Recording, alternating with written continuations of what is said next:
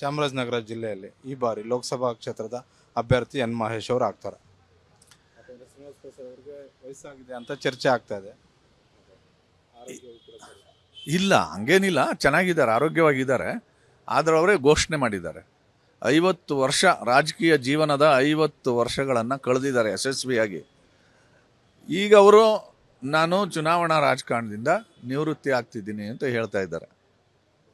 ಈ ಸಂದರ್ಭದಲ್ಲಿ ಅಲ್ಲಿ ಯಾರನ್ನು ಅಭ್ಯರ್ಥಿ ಮಾಡಬೇಕು ಅನ್ನೋದನ್ನು ಕೇಂದ್ರ ವರಿಷ್ಠರು ತೀರ್ಮಾನ ಮಾಡ್ತಾರೆ. ಅವ್ರು ಏನು ತೀರ್ಮಾನ ಮಾಡ್ತಾರೋ ಅವ್ರು ಯಾರನ್ನು ಅಭ್ಯರ್ಥಿ ಮಾಡ್ತಾರೋ ಅವ್ರ ಪರವಾಗಿ ನಾನು ರಾಜ್ಯ ಉಪಾಧ್ಯಕ್ಷನಾಗಿ ಕೆಲಸ ಮಾಡ್ತೀನಿ. ಚಾಮರಾಜನಗರ ಜಿಲ್ಲೆಯಲ್ಲಿ ಈ ಬಾರಿ ಲೋಕಸಭಾ ಕ್ಷೇತ್ರದ ಅಭ್ಯರ್ಥಿ ಎನ್ ಮಹೇಶ್ ಅವರು ಆಗ್ತಾರೆ. ಅವರಿಗೆ ವಯಸ್ಸಾಗಿದೆ ಅಂತ ಚರ್ಚೆ ಆಗ್ತಾ ಇದೆ. ಇಲ್ಲ, ಹಂಗೇನಿಲ್ಲ, ಚೆನ್ನಾಗಿದ್ದಾರೆ, ಆರೋಗ್ಯವಾಗಿದ್ದಾರೆ. ಆದರೆ ಅವರೇ ಘೋಷಣೆ ಮಾಡಿದ್ದಾರೆ 50 ವರ್ಷ ರಾಜಕೀಯ ಜೀವನದ 50 ವರ್ಷಗಳನ್ನು ಕಳೆದಿದ್ದಾರೆ ಯಶಸ್ವಿಯಾಗಿ. ಈಗ ಅವರು ನಾನು ಚುನಾವಣಾ ರಾಜಕಾರಣದಿಂದ ನಿವೃತ್ತಿ ಆಗ್ತಿದ್ದೀನಿ ಅಂತ ಹೇಳ್ತಾ ಇದ್ದಾರೆ. ಈ ಸಂದರ್ಭದಲ್ಲಿ ಅಲ್ಲಿ ಯಾರನ್ನು ಅಭ್ಯರ್ಥಿ ಮಾಡಬೇಕು ಅನ್ನೋದನ್ನು ಕೇಂದ್ರ ವರಿಷ್ಠರು ತೀರ್ಮಾನ ಮಾಡ್ತಾರೆ.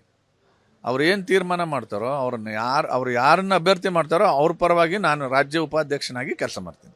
ಚಾಮರಾಜನಗರ ಜಿಲ್ಲೆಯಲ್ಲಿ ಈ ಬಾರಿ ಲೋಕಸಭಾ ಕ್ಷೇತ್ರದ ಅಭ್ಯರ್ಥಿ ಎನ್ ಮಹೇಶ್ ಅವರು ಆಗ್ತಾರೆ. ಅವರಿಗೆ ವಯಸ್ಸಾಗಿದೆ ಅಂತ ಚರ್ಚೆ ಆಗ್ತಾ ಇದೆ.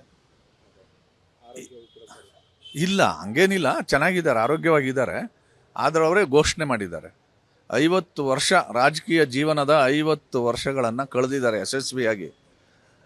ಈಗ ಅವರು ನಾನು ಚುನಾವಣಾ ರಾಜಕಾರಣದಿಂದ ನಿವೃತ್ತಿ ಆಗ್ತಿದ್ದೀನಿ ಅಂತ ಹೇಳ್ತಾ ಇದ್ದಾರೆ. ಈ ಸಂದರ್ಭದಲ್ಲಿ ಅಲ್ಲಿ ಯಾರನ್ನು ಅಭ್ಯರ್ಥಿ ಮಾಡಬೇಕು ಅನ್ನೋದನ್ನು ಕೇಂದ್ರ ವರಿಷ್ಠರು ತೀರ್ಮಾನ ಮಾಡ್ತಾರೆ. ಅವ್ರು ಏನು ತೀರ್ಮಾನ ಮಾಡ್ತಾರೋ ಅವ್ರು ಯಾರನ್ನು ಅಭ್ಯರ್ಥಿ ಮಾಡ್ತಾರೋ ಅವ್ರ ಪರವಾಗಿ ನಾನು ರಾಜ್ಯ ಉಪಾಧ್ಯಕ್ಷನಾಗಿ ಕೆಲಸ ಮಾಡ್ತೀನಿ. ಅನುಕ್ಷಣದ ಸುದ್ದಿಗಳಿಗಾಗಿ ವಿಸ್ತಾರ ನ್ಯೂಸ್ ಯೂಟ್ಯೂಬ್ ಚಾನೆಲ್ ಸಬ್ಸ್ಕ್ರೈಬ್ ಮಾಡಿ. ಹೊಸ ಸುದ್ದಿಗಳ ನೋಟಿಫಿಕೇಶನ್ಗಾಗಿ ಬೆಲ್ ಐಕಾನ್ ಕ್ಲಿಕ್ ಮಾಡಿ. ಲೇಟೆಸ್ಟ್ ಅಪ್ಡೇಟ್ಸ್ಗಾಗಿ www.vistaranews.com ವೆಬ್ಸೈಟ್ಗೆ ವಿಸಿಟ್ ಮಾಡಿ. ಅಂಗೈಯಲ್ಲೇ ಜಗತ್ತಿನ ಸುದ್ದಿ ತಿಳಿಯಲು ವಿಸ್ತಾರ ನ್ಯೂಸ್ ಕನ್ನಡ ಆಪ್ ಡೌನ್ಲೋಡ್ ಮಾಡಿ.